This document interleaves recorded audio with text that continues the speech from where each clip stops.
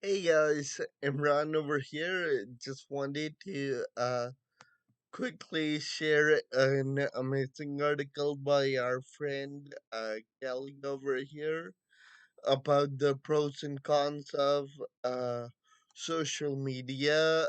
She lightly touches on a lot of the things that I wanted to share with you. So, without, I guess, further notice. https://m/vm/nfe/d circumflex reli percent circumflex fjw6 hfa.com. Disease like FA. When you have a rare disease like Friedreich's ataxia, https://www.midarlinglafurtha.com/what-is-afa/ or some other chronic illness or disability, you probably feel conflicted about social media platforms. Some days, I cannot stand social media. However, it's an unavoidable part of our modern lives, and does have clear benefits in my own life. There are definite pros and cons for anyone active on social media. https://www.midarlinglafurtha.com/social-media-rare-disease/16.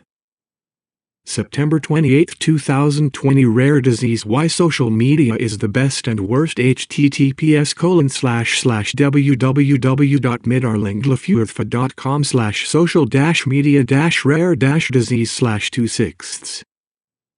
September 28, 2020 Rare disease. Why social media is the best and worst. https://www.midarlinglafurtha.com. Important note: social media has had an insurmountable impact on our country and world, and there are many pros and cons to this, as well. It would take me months to research and explain these, so I'll just leave this podcast by intelligence squared. Is social media good for democracy? https://open.spotify.com/episode/4m1get1rphm8rlmqc9g3z and focus on how social media affects my life with FA. I want to leave you on a positive note, so I'll begin with cons. Cons.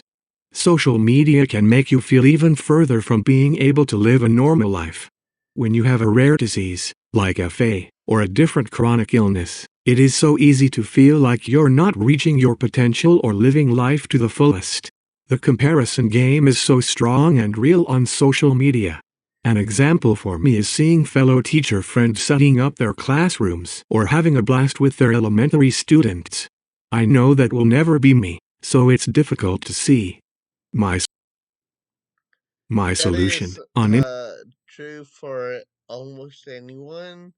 There are some things that that you cannot do and stuff for multiple different reasons, whether it be poverty, whether it be disability, or many other things. And then, like you mentioned, the comparison game makes you feel depressed, and that especially double down with disability because there are even more things that are restricted and you're not able to perform, and that makes a big difference, and that really again is one of the things that affects you mentally and you're psychologically.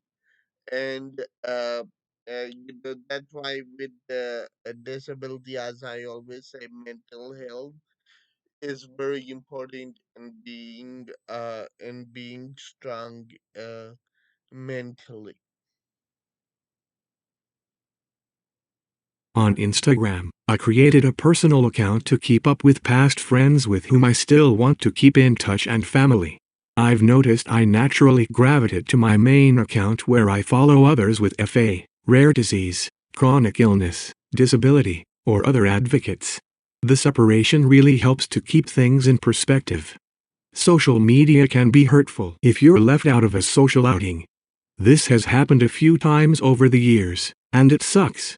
I'm not perfect, and have surely been the perpetrator. Like any other person, your mind races to possible reasons as to why you weren't invited. Did I do something to offend by them? Was I misreading our friendship?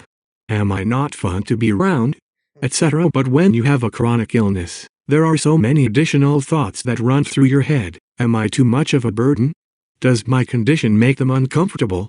If I didn't have FA, would I be invited? My solution: when this happens, I like to Sorry, I just want to pause. Especially the last question is really interesting, which is, if I didn't have FA, would I be invited? And, again, Friedrich's ataxia can be substituted with any disability, meaning if I didn't have blood disability, then would I be invited? And again, that really bogs you down mentally and feels you makes you feel more depressed. So yeah, definitely uh, it is important to keep that in check to make sure that it's not affecting you personally as a human being. think the best of people and believe leaving me out was not intentional. I was just forgotten. Maybe they assumed I'd say no, so didn't bother inviting me. Regardless, it's hurtful. To prevent making others feel this way, I refrain from posting group outings and tagging everyone in attendance. There could be someone who sees and hurts from feeling left out. Social media is addicting. It wastes time and distracts. By the way, I really like her solution, and I really like what she does. Quite frankly, recently I haven't been very active in posting pictures and stuff. But I really like the solution that she has. Distracts you from the important things in life. Do you ever sit down to browse Instagram or Facebook for a few minutes, and all of a sudden, an hour or more has passed? An hour that could have been spent being productive. I've been there more often than I'd like to admit. TikTok, follow me, Kelbarant, has been my latest addiction. If you're not on it yet, it's fun, but proceed with caution. RII. Uh, Not on TikTok, but I've heard so many similar stories, and quite frankly, I used to be very active on Facebook back in college days and things like that. So, yeah, you gotta be really mindful and careful about how much time you spend and to not overspend it, basically. My solution: I leave my phone in a different room while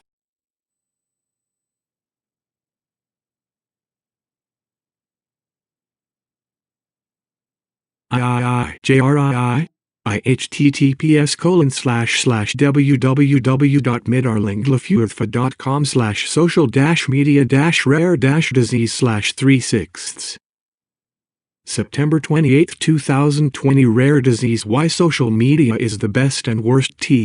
Side note: why and Marist unrips www.pimiresi.com/keiparine/j is me only torm of social media moraus and a waste of time when I fall into a https://www.midarlinglefurtha.com. My solution: I leave my phone in a different room while I'm working and sleeping. If you have an iPhone, setting time limits might be a helpful tactic. Pros. Um, on that, I will just mention do whatever is best for you, do whatever works for you. For different people, different things work, and you just have to find out what worked for you and to do that. Pros. Social media can inspire. To create. To live. To listen. To watch. To hope. To eat. To vote. To laugh. to read, to work out, to be mindful, to love. There seems to be no end to how social media can inspire. How I optimize this: I only let inspiring content fill my feeds. The algorithms are excellent and curate your feed so you only see types of content you like. It's simple enough to only hit like if a post makes you smile or inspires you in some way. Social media can make you realize you're not alone. There are so many others experiencing what you're experiencing. When you have a rare disease or chronic illness, chances are you don't have many friends in close proximity who have the same diagnosis. I can count the number of other FAers in the entire state of Ohio on one hand, and most are 10 plus years younger than me. Illness can be isolating, but with social media it doesn't have to be. I've made countless Instagram friends with FA in other countries with rare disease, with MS, other types of ataxia, or other hardships. How I optimize this: I use hashtags, like #Kurefa, #Rari disease, #Columbus, #Babuathamobilajade, etc. to connect with others. Social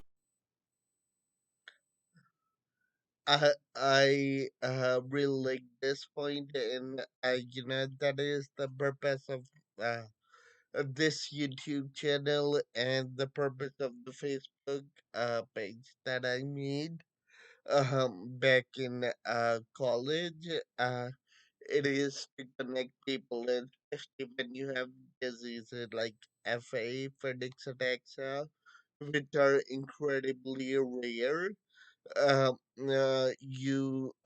It's really good to connect with people who are similar to your age, so they can understand what you're going through better than someone, let's say, who's 10 years younger, or 10 years older. And it does make a difference. And just being able to connect, being able to talk about different things, does make a difference. And that is the main purpose of this YouTube channel, to make the voices of people heard so they can share their stories and tips. Social media makes it easy to advocate. Whether you want to grow your audiences like me or simply educate your friends and family, it's important. Social media platforms make it easy to reach people. How I optimize this: I try to be an active presence on my platforms. I also binge listen to podcasts and audiobooks by social media experts, like Gary Vaynerchuk, https://www.goodreads.com/book/shows/360455112-crushing-it. I wonder if there will ever be a day when I don't have a love/hate relationship with social media, but that's the reality of our modern world. There are so many upsides and downsides, and I didn't even touch on my thoughts on social justice issues, which would definitely go on and on. This is just how social media affects me and how I can effectively use it. https://